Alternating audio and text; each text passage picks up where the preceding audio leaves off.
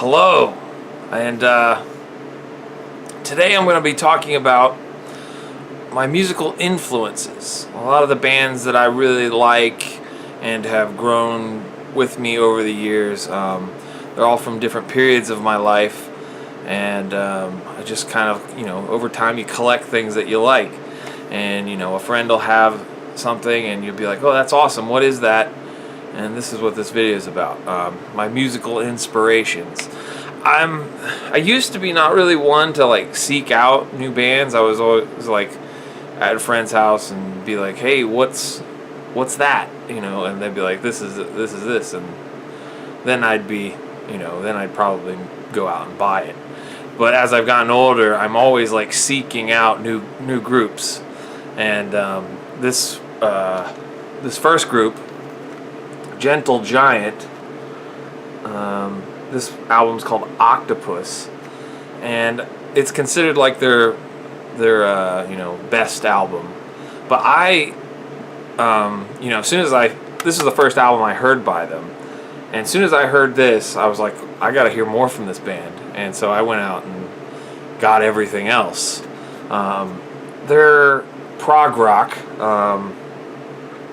some a folky sort of prog rock. It's not super heavy, but they have super heavy moments. It's kind of like a journey. It's like a roly-poly kind of adventure, a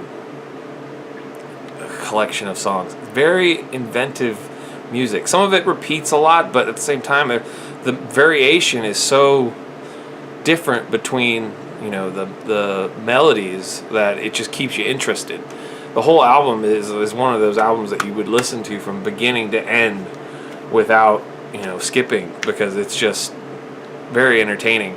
And a lot of their other albums are very much like that. One particular that I really like is called Three Friends, and I could listen to that anytime and be super entertained. It's very dramatic, but melodic heaviness. It's just, and the lead singer's vocal, his vocal tone, it's different. It's a unique voice, and I really like that quality to his voice.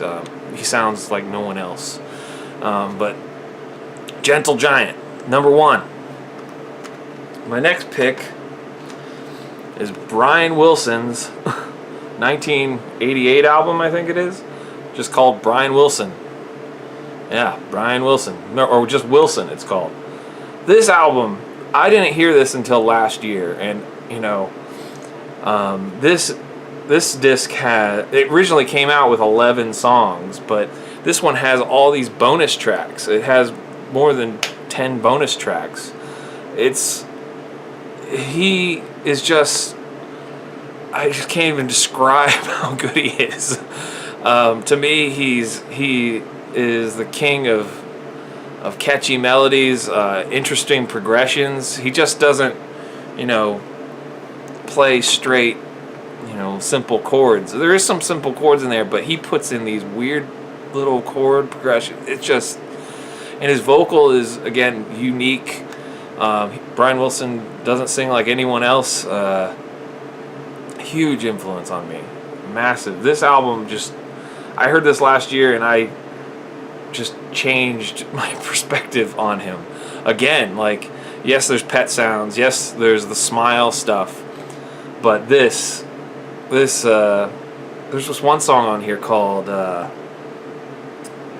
Let's Go to Heaven in My Car. It just cracks me up. And Too Much Sugar. It's just I Walk the Line. It's just, he has these melodies that are it's just so good. I just love these melodies. He's so good at melody and keeping you entertained. The next album, Pink Floyd, Piper at the Gates of Dawn. Now, I love this album. I think it's very good. But it's long. There's long drawn out bits that kind of you lose. He loses me. The band loses me. But at the same time, it's space rock. It's this huge, expansive thing that just keeps going, and you don't know where it's going to go sometimes, and that's what I like, is it goes off into a little direction that you'd be like, huh? And then it goes into something else that's kind of good. And particularly Syd Barrett on this. The first two albums, Saucerville Secrets and this one, Piper at the Gates of Dawn, are the ones probably my most favorite because Syd Barrett is in the band. To me, Pink Floyd lost my interest when they started doing stuff without him. So, yeah, Piper at the Gates of Dawn. This next album is hugely influential on me. Huge. Odyssey and Oracle by the Zombies. The songs are just super melodic. They're described as like very lush melodic songs, and they are some of the most. They're almost prettier than the Beatles could ever be, in my opinion. And every song just flows. It's another one of those albums you have to listen to from beginning to end, and it just sounds awesome. It sounds awesome. What I always thought it was interesting, what is it? Track 12 is Time of the Season. Time of the Season sounds completely different from the rest of the album. I know Time of the Season didn't get popular till later, and because it didn't sound like the 60s. At the time when this was released, Time of the Season was, like just far off. It didn't sound probably at the time, it didn't sound like the 60s. And then, I don't know, it's kind of hard to really, because I wasn't there at the time, but the rest of the album is very 60s pop or rock, and Time of the Season is just like a totally different shade. It just like comes out of the nowhere at the end. It's just this weird thing, but it's great. My next two albums are going the same pool. Freak Out and We're Only in It for the Money by the Mothers of Invention. These two albums, it's just, Frank Zappa is, in my opinion, a genius. He is just into his own thing and focuses on his own thing, which is something I can completely relate to. He's just making this music for himself, basically, and if someone likes it, he just, that's what it is. And these two albums, there's like, I love the weirder, like the the chrome-plated megaphone of Destiny. Pretty much the whole last side of this album is just he I don't know, it's hard to describe. It's like a lot of people would say it's noise, but he is so good at controlling noise and controlling sound and making little movements, out of chanting and weird sounds and musical melodies, progressions. It is very inventive, and that's one thing I like. I like music that you can't predict where it's gonna go. Sure, it might have a chorus, sure, it might have a verse, but by the end of it, it might have a middle bit that's just totally weird, and that's what I'm into. I'm totally into something that you can't predict. And though it's a recording and you can hear it again and again, it's but the first time you hear it, it's just this like, what? Where's that going? That was cool.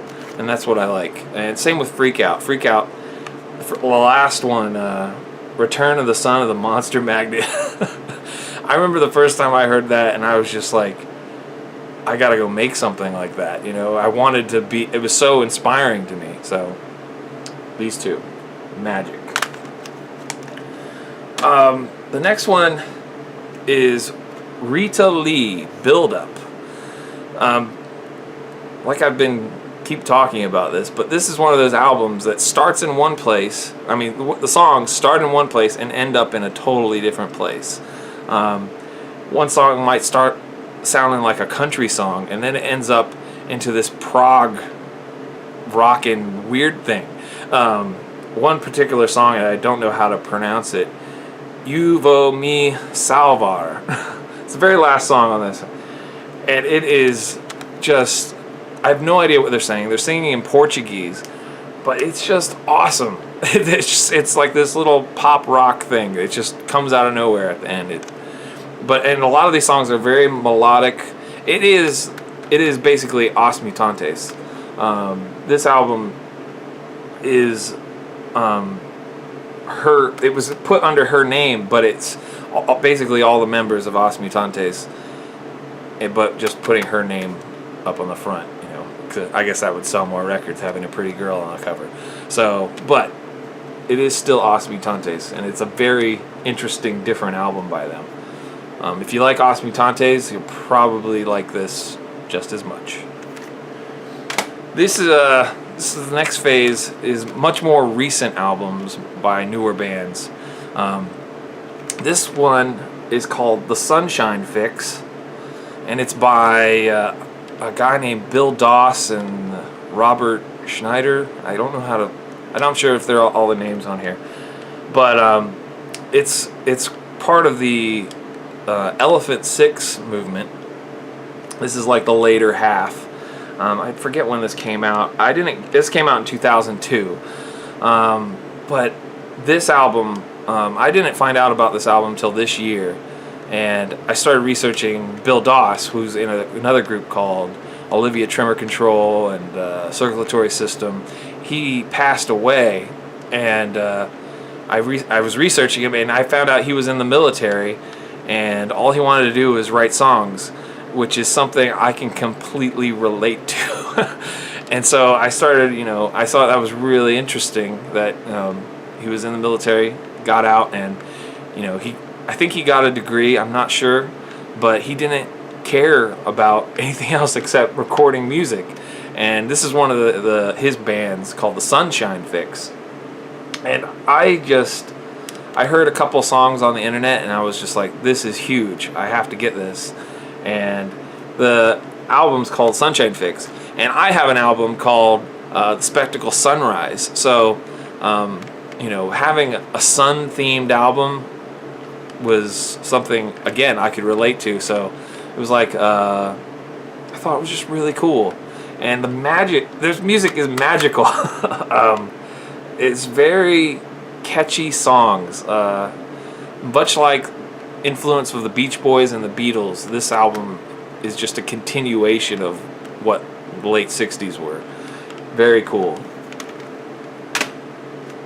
This is, again, Olivia Tremor Control, just like the previous CD. But this one's a little bit earlier. This one's 90s, I think. Let's see when this came out. I don't know. But basically, this is Elephant Six, and if anyone knows what Elephant Six is, congratulations. It doesn't say when these songs were recorded. 1996.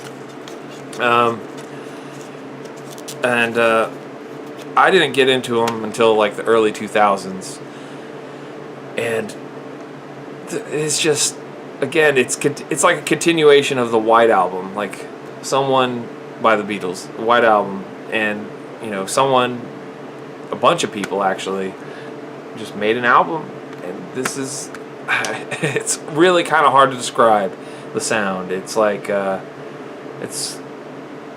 it sounds home recorded, but at the same time it's not. I don't know. You just have to listen to it.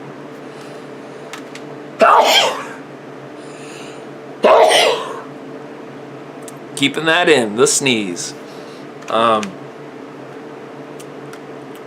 This band, the Quasi, R&B Transmogrification.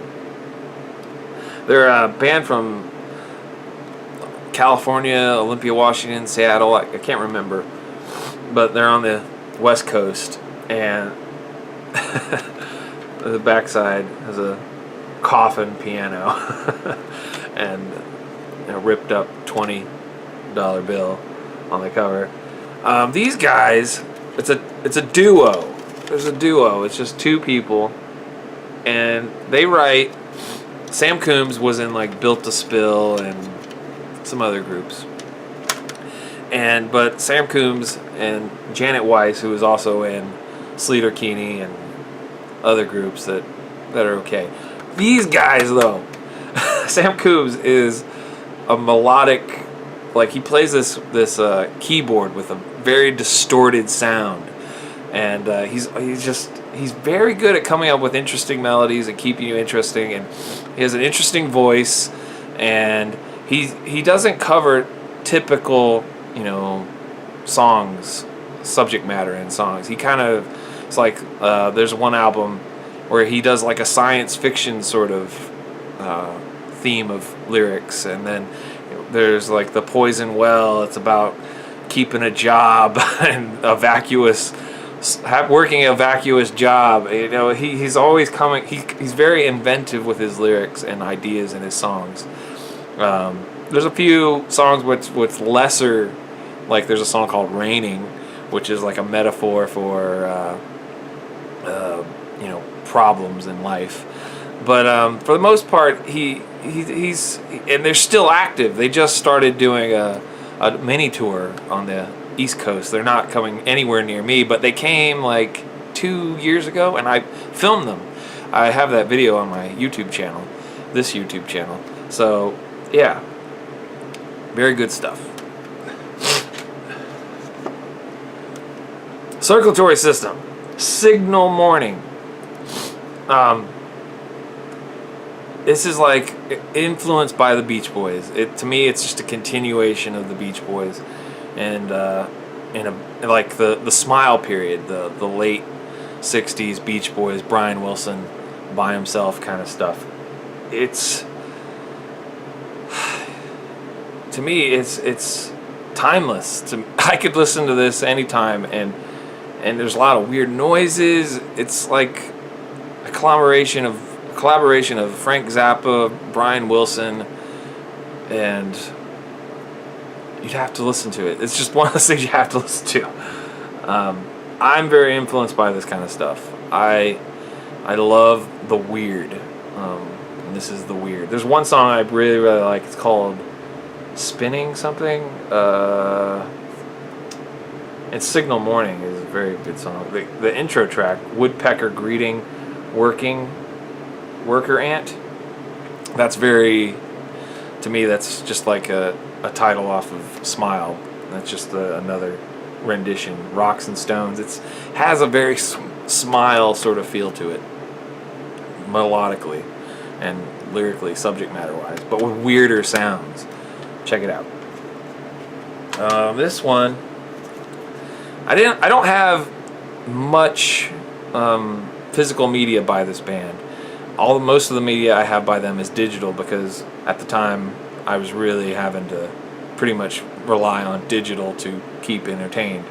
But this is one of the only copies. It's a signed copy by 3 of the members of the band, Deerhoof. And I think Deerhoof are one of the more interesting new groups out there.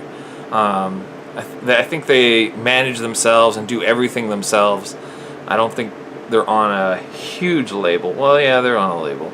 But, they could probably release albums without being on a label. They're, I don't know. I don't actually know anything about that kind of stuff. But, I love their music. It's punk, rock, and it goes down paths that are unexpected. Like, they just do inventive little musical movements. Sure, they might have, a lyric and a verse, and then they just go into this little music thing that's just fun. It's just a lot of fun to listen to.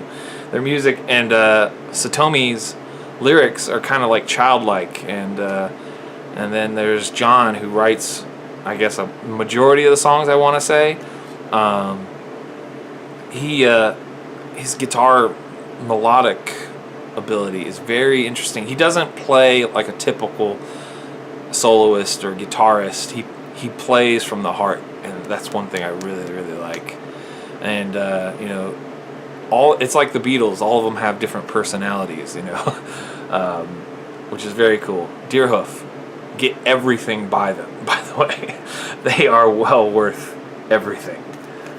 The last album I have, Smile, the Beach Boys. This is probably one of the most influential things I've ever heard in my life. I love this. And I wish I had like the super box set. This is just the, I think, 2 discs with, you know, Smile and then all the bonus material. This is, I was introduced to this in the early 2000s, and this wasn't released yet. This is the official release by Brian Wilson, Capitol Records. But this didn't come out till like a year or 2 later after Brian Wilson did the Smile tour, and I hope he does it again. This year he's on a Pet Sounds 50-year anniversary tour, which I really want to go to that. But Smile is like, if you like Pet Sounds, this is the next level. So yeah, Pet Sounds, check it out. This video is now 20 minutes long, so I hope you enjoyed watching this. If you did, please subscribe. I'm going to be talking about music every week for a long time, so bye-bye.